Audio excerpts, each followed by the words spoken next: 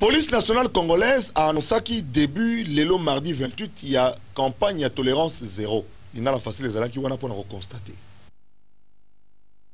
Tolérance zéro et bandi lelo na kata villa Kinshasa mituka nyonso oyo bandi ko PCR mamona ki normalité ezalaki na mupanzi ezala mutuka ezangi plaque ezala mutuka batie ba vitre teintée ezala mituka ya batu batobola ma douceur mystique nyonso to lekaki mupanzi ba contrôler quelques permis de conduire mais permis de conduire bazako kangela yango te ata eza ya faux bande ko police bokeba ata ko makambo etali ba vitre teintée ordre pesami que soki mutu abakisaki teinture fumé na mutuka na ye bolongola kaka ba sachet oyo bana kimpanza batiaka elobite que bofutisa bango amende moko quelconque na oyo etali trafic d'influence batebele banimaki te bakangi bango pe mituka eke na lupangu ya police d'intervention rapide tolérance zéro ezali pona biso population tokoma lokola batu police na biso lobaki que il faut tobanda quelque part atako bandeko ya seko basengi que bapesa moi quelques jours moyen ezate balobi boye mutuka ezanga clignotant mutuka ezanga bafar nanzela ya RDC lisusu te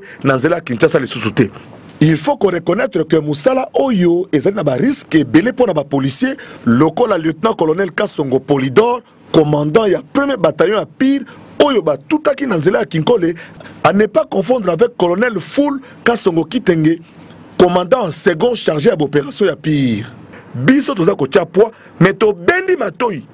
Ya ba policier Oyo, bali ba profiter pour basala makambo mosusu, Oyo général Ole Kwatindi bangote. Ba policier ya ndenge wana na bato ba kotia mutuma ngongi ba kokende. Wapi? Na ngenga to na buluo.